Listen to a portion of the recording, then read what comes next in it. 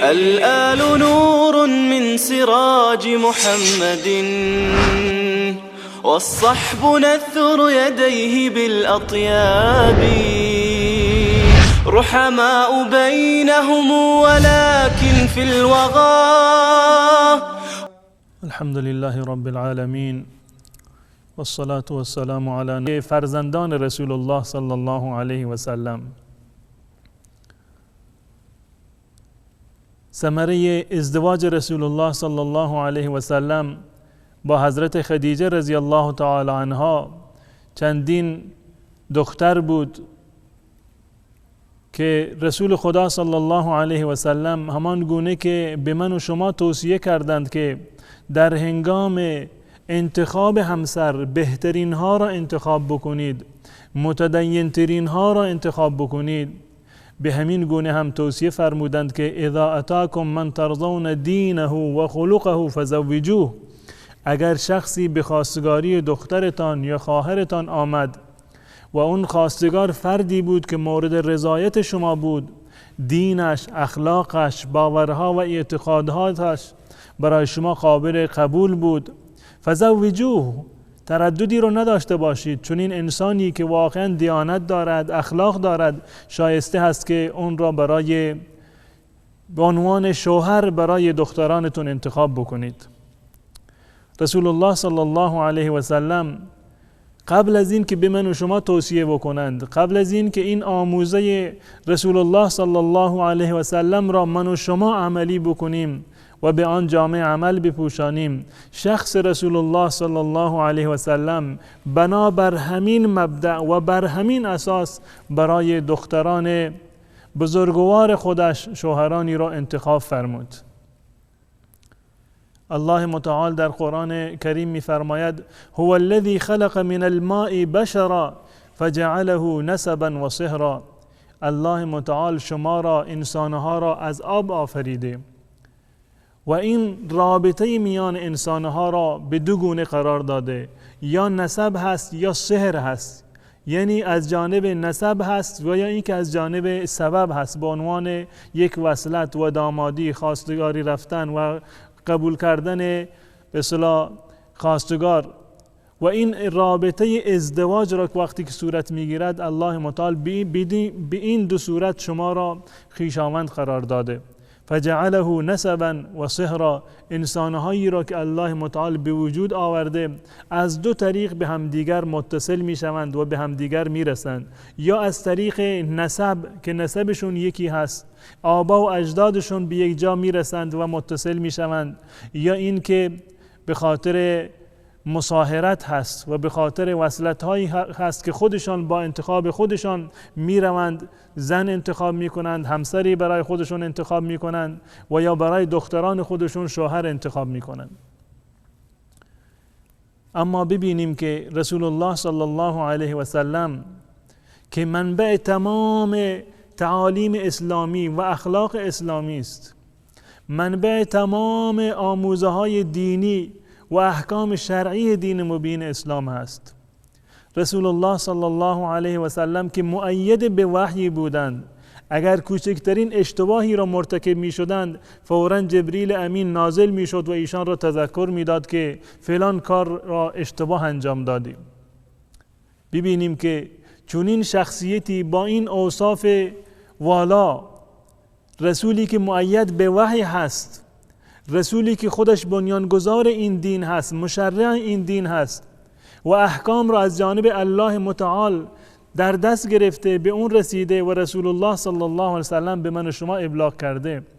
ببینیم که رسول خدا صلی الله علیه و سلم برای دختران خودش، برای جگرگوشه های خودش، برای فرزندانی که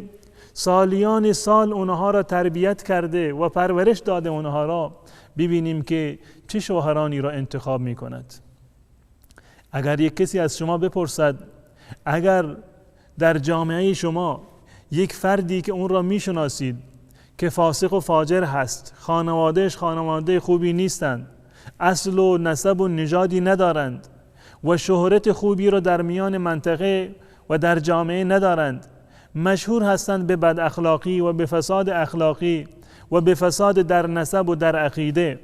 اگر یک فردی این چنین با این اوصاف به خواستگاری دختر و خواهر شما بیاید، آیا راضی می شوید که به چنین شخصی جواب آری و مثبت بدهید؟ قطعا خیر. پس آیا گمان می کنید که رسول الله صلی الله علیه و سلم حتی از من و شما هم کمتر بود؟ حتی اون چیزی را که من و شما انسانهایی که بعد از صدها سال از زمان رسول الله صلی الله علیه و سلم و از ابتدای اسلام و از دوران طلایی دین مبین اسلام دور هستیم، آیا به گمان شما رسول الله صلی الله علیه و سلم از من و شما هم به اون آرمانه ها و به اون آموزه هایی که خودشان داشتند پایبند نبودند؟ امروزه من و شما باید تشخیص بدهیم که رسول الله صلی الله علیه و سلم چرا فلانی را داماد کرد و چرا فلانی را به عنوان شوهر دخترانش قبول کرد، بلکه برعکس هست. رسول الله صلی الله علیه و سلم تمام اون جوانب را در نظر داشت. همه آن چیزی را که و اون معیارهای صحیح و شرعی و دینی را که امروزه من و شما در نظر داریم و میدانیم،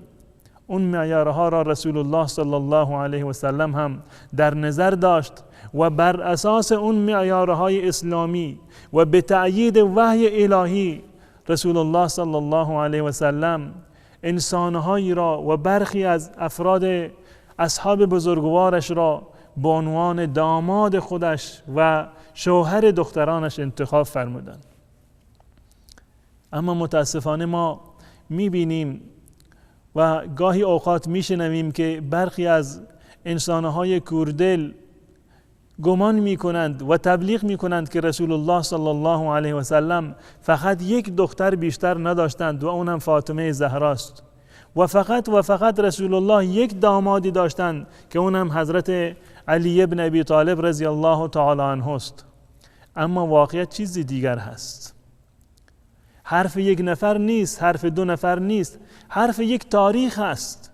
در تمام تواریخ اسلامی نوشته شده که رسول الله صلی الله علیه وسلم چند تا دختر داشتند و از کدام همسران ایشان بودند و با چه کسانی ازدواج کردند، در چه سالی متولد شدند، در چه سالی وفات یافتند. تاریخ زندگی آنها کاملا مشخص و واضح است و رسول الله صلی الله علیه و سلم برای این دخترانش خواستگارهای مناسبی را و از میان تمام خواستگارها اون فرد مطلوب را مورد نظر و رضایت خودشون را انتخاب کردند. انشاءالله بعد از مشاهده کردن یک میان برنامه کوتاه میرویم سراغ اصل مطلب و بیان و معرفی دختران رسول الله صلی الله علیه و سلم و همچنین اون افرادی که رسول الله صلی الله علیه و سلم به عنوان دامادهای خودش انتخاب فرمود و دخترانش را به اونها تحویل داد. تا آن زمان با ما بمانید.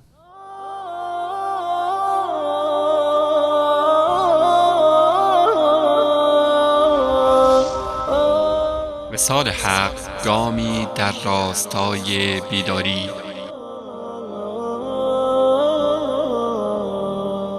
آری رسول الله صلی الله علیه و سلم 4 تا دختر داشتند. همون گونه که قبلا هم در جلسات قبل خدمت شما عرض کردم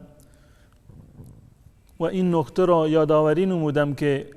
تمامی فرزندان رسول الله صلی الله علیه و سلم از نخستین همسر ایشان بودند، یعنی حضرت خدیجه رضی الله تعالی عنها. به جز ابراهیم که از همسری دیگر بود، تمامی فرزندان رسول الله صلی الله علیه و سلم، پسرانش و 4 تا دخترش، همه از حضرت خدیجه رضی الله تعالی عنها بودند. بزرگترین دختر رسول الله صلی الله علیه و سلم حضرت زینب هستند و زینب بزرگترین دختر رسول الله صلی الله علیه و سلم بود و همانند تمام دختران رسول الله صلی الله علیه و سلم قبل از بعثت رسول الله به دنیا آمدند و در دوران مکی و در عهد مکی و قبل از این که رسول الله صلی الله علیه و سلم به عنوان پیامبر برگزیده بشوند، الله متعال این دختران را به ایشان عنایت فرمود. اما بیاییم بنگریم که شوهر زینب کی بود؟ برای زینب رسول الله صلی الله علیه و سلم چه کسی را به عنوان شوهرش انتخاب فرمود؟ اون کسی نیست به جز ابوالعاص بن ربیع. اگر در خاطرتان باشد زمانی که باجناقه های رسول الله صلی الله علیه و سلم را معرفی می کردم،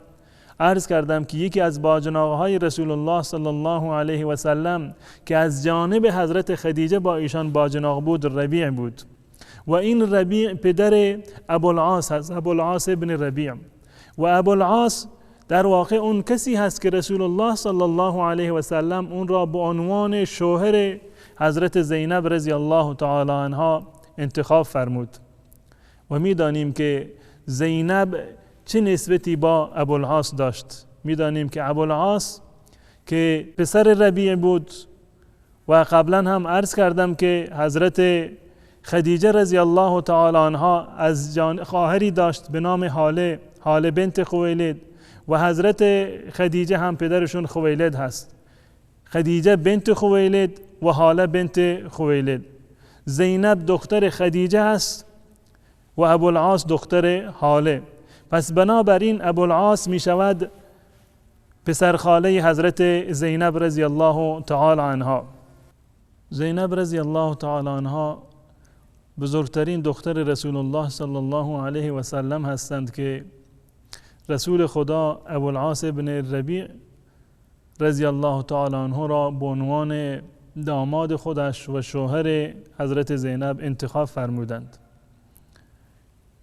زینب همون گونه که قبلا عرض کردم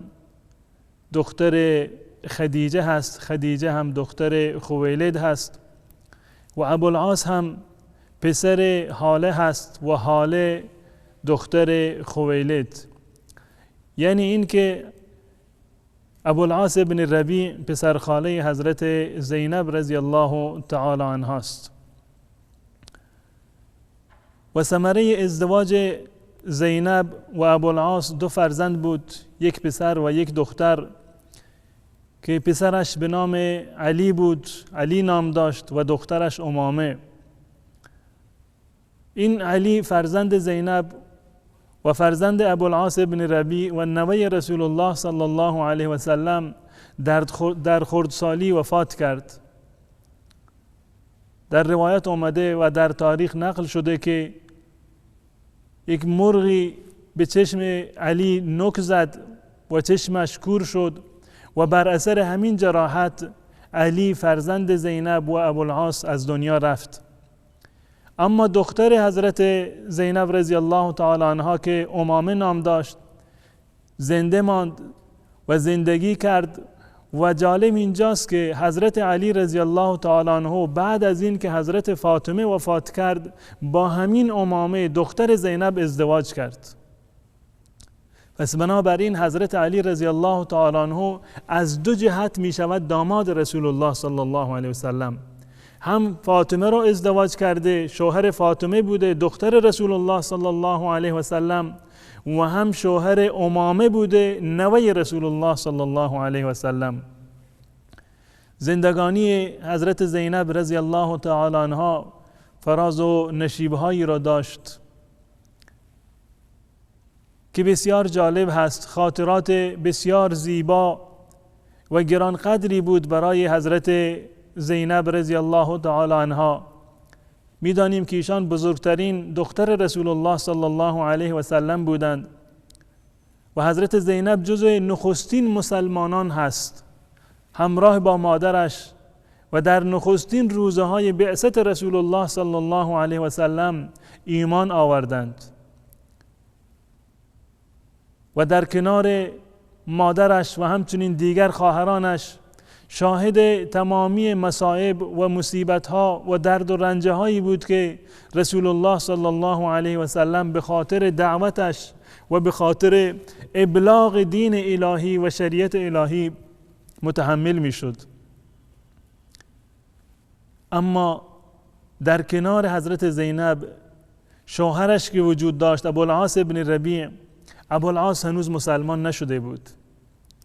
زینب در همان روزهای نخست مسلمان شد در کنار مادرش و همراه با مادرش، اما شوهرش ابوالعاص بن ربیع مسلمان نشد. اما باز هم با همدیگر زندگی می کردند و زیر یک سقفی بودند تا اینکه رسول الله صلی الله علیه و سلم بعد از سالها دعوت در مکه به مدینه منتقل شدند و هجرت کردند به مدینه منوره و بعد از مدتی جنگ بدر رخ داد و در جنگ بدر اتفاق جالبی افتاد و آن این بود که ابوالعاص بن ربیع یکی از کسانی بود که از مکه و همراه با سپاه مکه و قریشیان برای جنگ رسول الله صلی الله علیه و سلم به مدینه آمده بود و در ضمن جنگ بدر در کنار و همراه با سپاه مشرکان بود و خواست الله متعال این بود که ابوالعاص هم مانند 70 نفر دیگری که اسیر شدند در این جنگ به دست مسلمانان اسیر بشود. میدانیم که مسلمانان در این جنگ یک پیروزی بسیار چشمگیری را به دست آوردند. 70 نفر از نیروهای دشمن را کشتند و 70 نفر دیگر را به اسارت گرفتند. ابوالعاص بن ربیع شوهر حضرت زینب و داماد رسول الله صلی الله علیه و سلم یکی از اسرای بدر بود. همون گونه که قبلا هم عرض کردم که حضرت عباس رضی الله تعالی عنه و همچنین عقیل رضی الله تعالی عنه جزء اسرای بدر بودند که رسول الله صلی الله علیه و سلم قبل از جنگ اعلام کرد هر کسی که عباس را دید یا عقیل را دید یا برخی دیگر را هم رسول الله صلی الله علیه و سلم نام برد که هر کسی این افراد را دید اینها را نکشد، زیرا اینها بدون میل باطنی خودشان و بدون خواست خودشان به این جنگ آمدند، پس بنابراین اونها را نکشید. و یکی از افرادی که خویشاوند بود با رسول الله صلی الله علیه و سلم و داماد ایشان بود ابوالعاص بن ربیع بود که در اون زمان کافر بود و همراه با مشرکان به جنگ رسول الله صلی الله علیه و سلم آمده بود. میدانیم که در این غزوه بعد از پیروزی مسلمانان رسول الله صلی الله علیه و سلم مشوره گرفتند و رأیزنی نمودند با اصحاب خودش که با این اسرا چه کار بکنیم. رأی اصحاب رسول الله صلی الله علیه و سلم بر این بود، نهایی ترین رأی که رسول الله اون رو پذیرفتند این بود که از این اسرا فدیه بگیریم و جریمه بگیریم و اونها را آزاد بکنیم. و رسول الله صلی الله علیه و سلم بر این مشوره عمل کردند، گرچه بعدها از جانب الله متعال مؤاخذه شدند که چرا فدیه گرفتید، شما نباید فدیه می گرفتید، این برای شما مناسب نبود. اما کاری بود که رسول الله صلی الله علیه و سلم بنابر مشوره حضرت ابوبکر صدیق رضی الله تعالی عنه انجام داده بود و نهایتاً در مقابل آزادی 70 اسیر از اسیران قریش رسول الله صلی الله علیه و سلم فدیه هایی را گرفتند و بهایی را گرفتند که من جمله یکی از اون افراد همین ابوالعاص بن ربیع بود. و جالب اون چیزی هست که به عنوان فدیه و بهای اسارت و بدل آزادی ابوالعاص بن ربیع رضی الله تعالی عنه پرداخت شد. و وقت برنامه ما امروز به پایان رسیده. انشاءالله در برنامه بعدی این داستان را و این واقعه را